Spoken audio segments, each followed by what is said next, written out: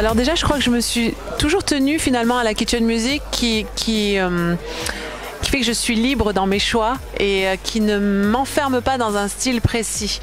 C'est vrai que souvent, on ne sait pas vraiment dans quelle case me mettre, dans la variété, dans la chanson, dans le pop, la pop, le folk, le rock, mais c'est ce que j'aime.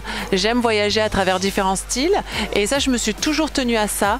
Je dirais que ce qui a évolué dans ma musique, c'est la nuance. Au départ, moi qui viens de la scène, j'étais beaucoup dans l'énergie et c'est vrai qu'un concert sur scène, c'était un petit peu comme un marathon. Il fallait que tout aille vite, que je sois essoufflée, alors que maintenant, non, j'aime les pauses, j'aime les silences, j'aime les morceaux aussi plus doux et j'ai appris tout ça avec les années.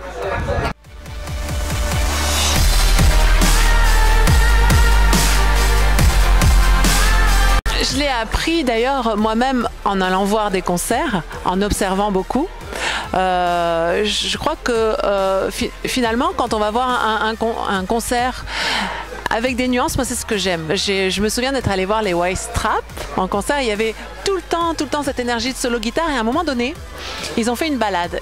Et là, j'ai adoré. Donc je me suis dit, tiens, il faut que tu aies ça en tête, ça sert de leçon, travaille la nuance.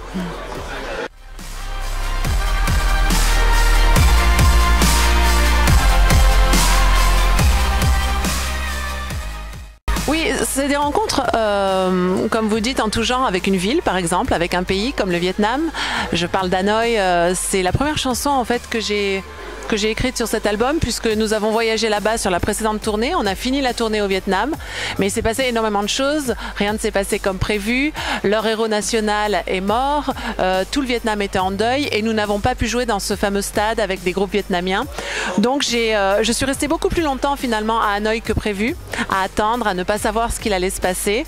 Et j'ai rencontré les gens. Et c'est ça qui est fabuleux dans les voyages où tout se passe de façon très inattendue, c'est que je me suis attachée beaucoup aux gens et quand je suis rentrée, j'ai continué à correspondre avec eux et j'ai eu envie d'écrire sur tout ce que j'avais ressenti. Donc ça a été le point de départ de mon album. Mais il y a aussi des rencontres avec la romancière, par exemple Delphine de Vigan, qui est une rencontre très importante pour moi, où encore une fois, par rapport à la question précédente, j'ai appris à travailler la nuance, puisque avec elle, on s'est retrouvés sur scène toutes les deux. C'était une collaboration par rapport à un festival qui s'appelle Tandem, qui met en relation un écrivain et un artiste, et Delphine m'avait choisi.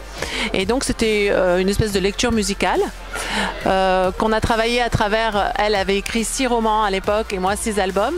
Donc on se faisait écho, elle avec des passages de lecture où je l'écoutais beaucoup et j'ai posé finalement mon corps sur une scène sans bouger et ça je l'avais jamais fait. Et j'ai trouvé ça extrêmement difficile. Et donc j'ai beaucoup appris de tout ça et ça a été aussi une complicité aussi très forte avec Delphine que nous allons poursuivre puisqu'en 2017 nous repartons toutes les deux sur les routes avec l'une et l'autre.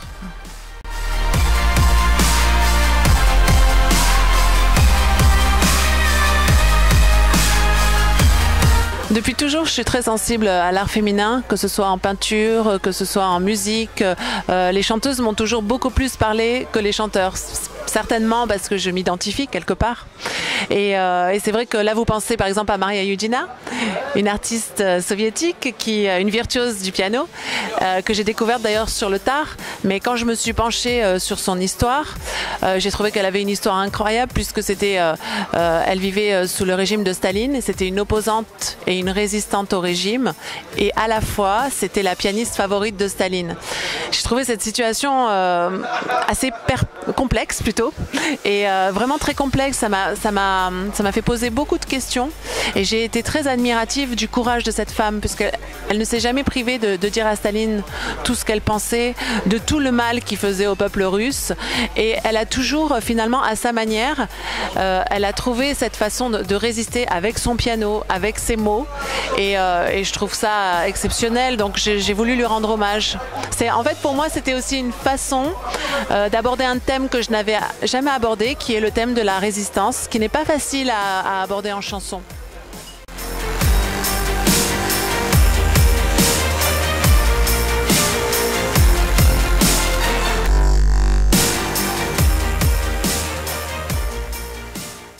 C'est une rencontre que j'attends toujours avec impatience parce que je sais qu'on ne vit jamais la même chose, on n'est jamais dans la même humeur, on joue beaucoup avec l'instant présent, c'est ce que j'aime aussi avec la scène. Et je vais regarder les gens, je vais voir un petit peu, je vais essayer de, on va se capter, le public, nous sur scène. Donc voilà, on est dans l'énergie de ce qui se passe, on oublie tout le reste, on est dans le moment. Et c'est très dur, je trouve, en ce moment où tout va très vite, où on se projette beaucoup, où on revient dans le passé, de vivre cet instant présent qui est finalement très très précieux.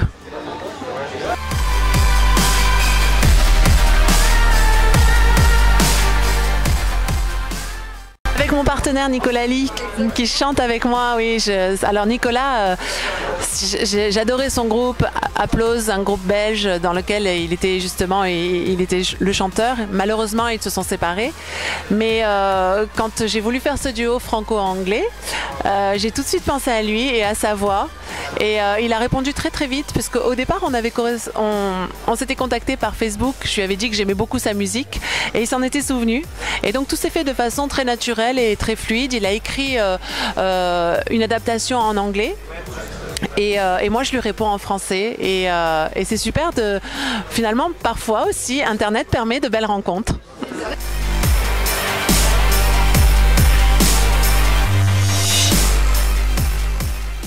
Je m'amuse beaucoup, ce sont des nouveaux outils pour moi que je n'ai pas eu à mes débuts et c'est vrai que tout ce qui est la photo, mettre des commentaires, partager avec les gens ce qui se passe aussi dans le off, j'aime faire ça à mon rythme parce que voilà, je découvre encore des façons de communiquer, mais ça me plaît beaucoup, oui.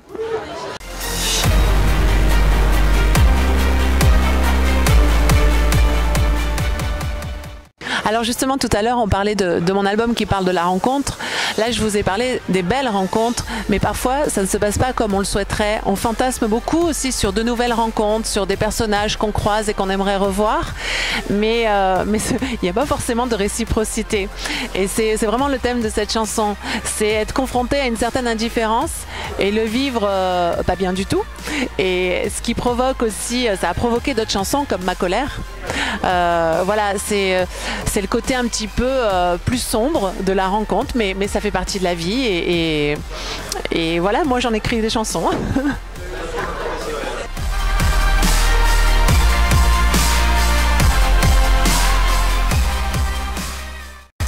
C'est super de pouvoir monter ce genre d'événement parce que c'est vrai que les sapeurs-pompiers font beaucoup, sauvent des vies tous les jours et malheureusement parfois ils en perdent aussi. Donc voilà, c'est leur rendre en fait ce qu'ils nous ont donné aussi.